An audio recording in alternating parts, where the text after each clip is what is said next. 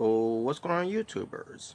It's the Natural Born Driller, and welcome everyone to Impact Wrestling Review, the show from um May 5th, 2019. This was on a Sunday, and this was not on Pursuit Channel. This was not even on Twitch TV. This was on Impact Plus. Um, Basically, Impact Wrestling did a show together along with House of Glory, which is Impact Code Red, a show that was again that aired on Impact Plus. It's just the Impact Wrestling's renaming of Global Wrestling Network, which it took them 2 years too late to to come up with a name to change it at the time. But I guess you could say in a way, better late than never, right?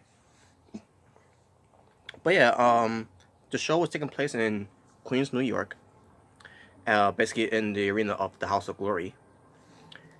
And your commentators were Josh Matthews and Don Callis for um let's see, I gotta remember how many matches they were on here, but basically Don Callis and Josh Matthews were commentary, and then whatever Don Callis wasn't commentary, it was Josh Matthews and JD from New York. Yeah, I'm pretty sure y'all know who JD from New York is, and for those who at one point told me who's JD from New York, shame on you, because I had to learn about JD from New York. You know, we had told me check him out, and I did check him out at one point, and then I subscribed to him, and then all of a sudden everything else went downhill from there. What pertains to JD, but what pertains to the show, I was gonna analyze how JD's performance was as a commentator, because I never heard him commentating before. I heard his review before. I heard some interviews that he's done before. Not a whole lot, but just a couple. And then on top of that, I just don't care for him that much, anyways. But I'll get to his commentary, what pertains to the show itself, and then also what pertains to Josh Matthews and Don Callis' commentary as well.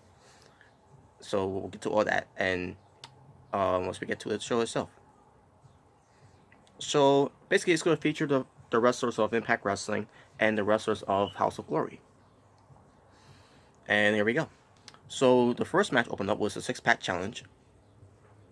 You have Rich Swann, who was the Impact X Division champion from Impact Wrestling, versus Ace Austin, also from Impact Wrestling, versus Trey, part of the Rascals and representing Impact Wrestling, versus Smiley from House of Glory, versus uh, um, even their Evander. I'm trying to pronounce his name for you folks. Just bear with me here. Evander James, I believe that's his name. Versus the Crown Jewel champion of House of Glory, Manti Guila. I think it's Manti Guila. But yeah, it's a six-pack challenge for both titles on the line. Basically, whoever pins Rich Swann is the new X Division champion. Whoever pins Matty Quinla is the new Crown Jewel champion. So the match happens. Match itself, it was pretty decent. As a matter of fact, it started off decent. It started picking up was in good pace in the match. Pretty good match. To start the show.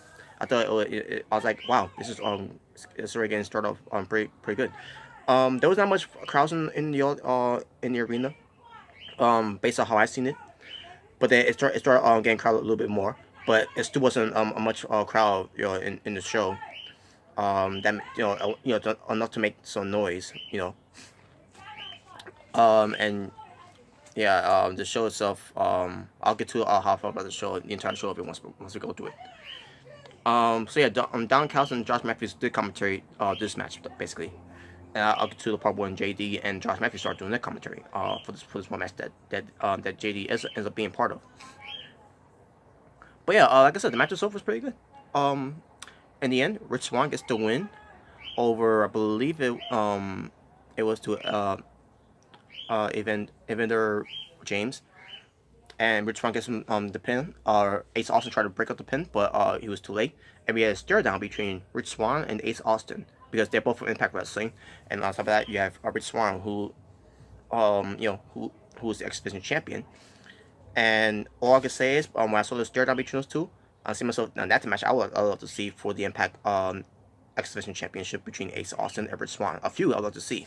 Hopefully that will happen, for the first anniversary once we get Rich Swann away from the OVE feud, which I still enjoy the feud, but if that's based on what they did on this show, if that's the direction they're going with, then you gotta move away the Rich Swann and OVE feud, so that Ace Austin could start his feud with Rich Swann. And yeah, there you go. That was the match. Match itself, yeah, OP match was good.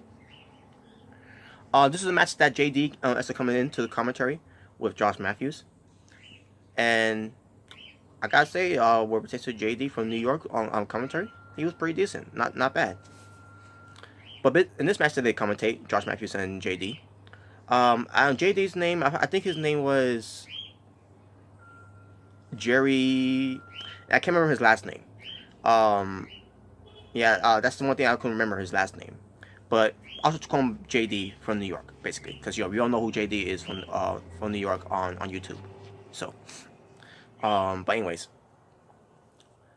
they commentary Moose versus Ken Broadway versus Anthony Gardon, and match itself, it was decent.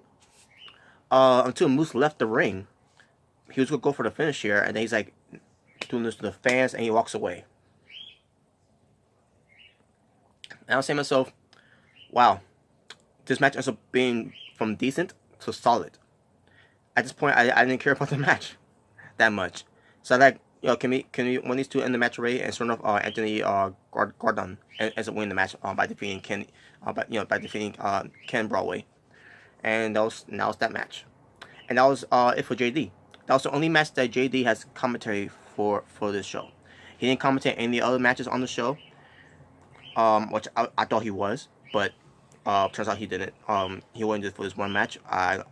Because you have other wrestlers from House of Glory that was in the match later on, and for some reason he didn't want to commentate those matches. I don't understand why. I don't get why, but whatever, right? At least I don't have to hear JD anymore. But hey, what pertains to this show, I'd rather I had JD back on commentary to commentate with Don Callis than Josh Matthews, who would sound like he was bored. He sounded like he wasn't excited. He sounded like he was not emotionally invested. He sounded like he didn't want to be there. But Josh Matthews is the commentator for Impact Wrestling that they want people to listen to every week on Impact Wrestling, because for some reason Impact Wrestling thinks that Josh Matthews brings some excitement on commentary for Impact Wrestling every Friday night, and pay-per-views and other shows as well. No, he doesn't. He's fucking garbage. He was boring me to death on the show. Ace Don Callis was passionate on his commentary, and again, JD from New York, I thought he was passionate off his commentary too, even though he was in it for that one match. But Josh Matthews is fucking terrible. Fire him. He brings nothing to the table for Impact Wrestling as a commentator. He's fucking garbage.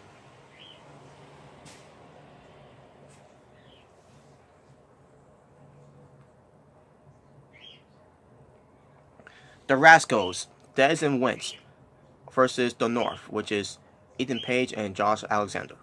Match itself, it was pretty good. The North wins the match. And this is when Don Callis returned on commentary, by the way.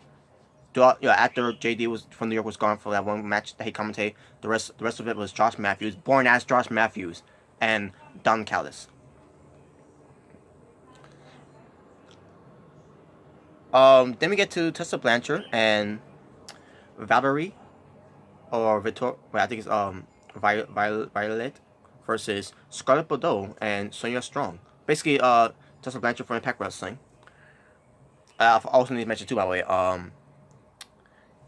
Ken Broadway from House of Glory, and Anthony Gardon from House of Glory, and you already know Moose is from Impact Wrestling. So,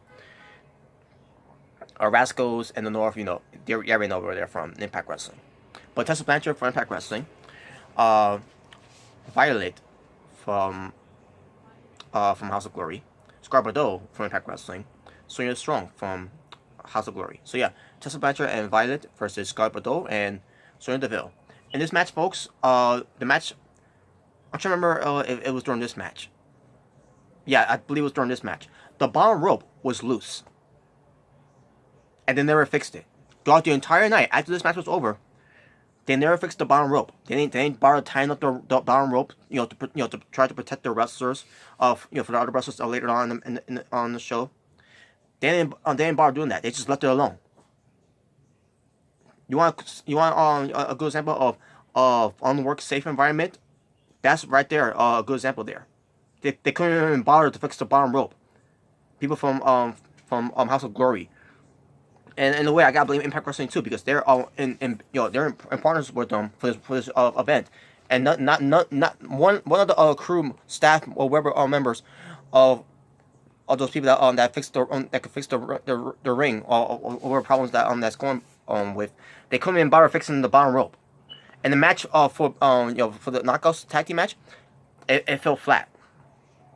They felt uncomfortable, and they were sloppy. They were botchy, and I don't blame them. I don't blame them that at all, because the bottom rope was a distraction for these four women to perform a tag team match, or a good match, wrestling match. It was just so unprofessional there.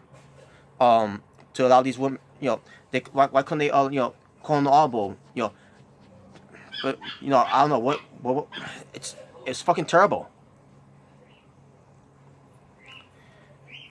But Tessa Blanchard and Violet ends up winning the match. Tessa Blanchard ends up pinning Sonya Strong.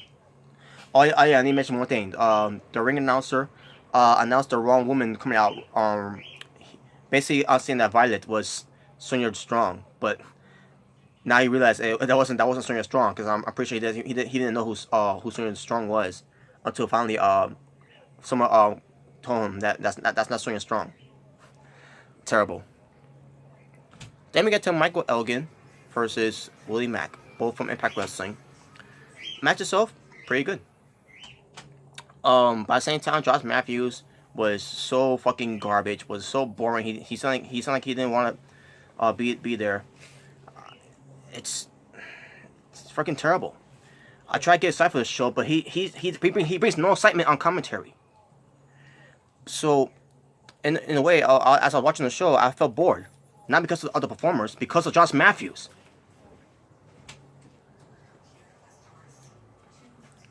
So, Michael Elgin and Will Mack, like I said, they're having a good match. Despite the bottom rope is still fucking loose, they didn't even bother fucking fixing. But in the end, Michael Elgin ends up winning the match by beating William Mack. After the match, he tried to injure William Mack, but William Mack ends up giving him the stunner, to save himself there. So, Michael Elgin, but before that happened, Michael Elgin ends up attacking the referee from House of Glory. So, those some stuff that happened backstage too, what pertains to promos and all that. But I'm not gonna get into that much. But I will get to one thing though, what pertains to Johnny B. Trash. His acting was fucking horrendous. It was fucking terrible. It was fucking cringe-worthy watching him acting. And Matt Striker was there too, by the way. And Melissa Santos, I believe she was there too, if I recall. But anyways, we have Johnny B. Trash, who has the X for opportunity for the X Division Championship title whenever he wants. Team up with Taya Valkyrie, as they've been accompanied by John E. Bravo, going up against Eddie Edwards and Alicia Edwards. And match itself, Johnny B. Trash was trash. Taya Valkyrie, by the way, both teams, these, the ones involved in the match, Impact Wrestling. Yeah, right. Yes, I already know about that. But this match felt weird too, by the way, folks, because Johnny B. Trash was being fucking awkward in this match. being so annoying in this match. But in the end, Johnny B Trash and Ty Valkyrie wins the match. I'm trying to remember who got the win. Oh yeah, Johnny B Trash pinned Alicia Edwards after it was Ty Valkyrie who took the red X that Johnny B Trash won from United We Stand. Hits Alicia Edwards with it, and Johnny B Trash goes for the pin. And I think they call it an intergender tag team match. I'm assuming because you have Alicia Edwards going after Johnny B Trash in the match, and Ty Valkyrie going after Edwards in the match too. So I think it was called that. So, but yeah, Johnny B Trash and Ty Valkyrie won the match. And that was a fail. Not because of Eddie Edwards and Alicia Edwards, but because of Johnny B Trash. And Johnny E Bravo got involved in some way. I was trying to remember how he did it. LAX, Santana and Ortiz from Impact Wrestling, who are the Impact World Tag Team Champions, versus OVE, Dave and Jake Christ, from, also from Impact Wrestling, versus New York Wrecking Crew, which is Smooth Blackman and Chris Senton. The New York Wrecking Crew are from House of Glory. Match itself, pretty decent. A lot of cool spots in the match, and there was a scary moment, I believe, to Dave Christ. Yeah, Dave Christ, who does a moonsault out on the outside, and takes out obviously the New York Wrecking Crew, and he ends up getting hurt. I'm assuming from the steel guardrail. So hopefully he's okay. So they basically from there they had to call an audible and end the match quickly in case if anything bad happened to him. But he ended up turning out be okay. But Dave Christ ends up taking the loss here from LAX from LAX. I'm trying to remember who it was, but yeah, LAX gets to win in this match. And I thought it was a decent match. Cool spots. That's all in the match. So, and again, the bomb rope was not fixed. Still wasn't fixed. And Charles Matthews still sounded boring. Finally, the main event: Sami Callihan versus Tommy Dreamer in the OVE rules match. And this is when Josh Matthews started to pick up, some type of elements of his commentary, because this was a hardcore match, but basically you have staple guns involved, you have tables involved, steel chairs involved, a puppet for some reason got involved from that they took from the fan. Legos, they brought in Legos in there, and basically it was an okay, solid hardcore match. I still enjoyed the match though, but this was the main event. In the end, Sami Callihan gets to win over Tommy Dreamer in the OVE rules match. So, and that was the show. And again, the bomb rope still wasn't fixed. But at this point, who cares anymore now, right? Because the show is already over anyway. So, but Tolomar Wrestling for Impact Code Red.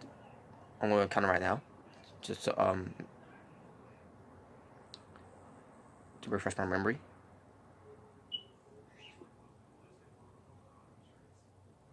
All right, it says here 7 or 8. I'm gonna double check again.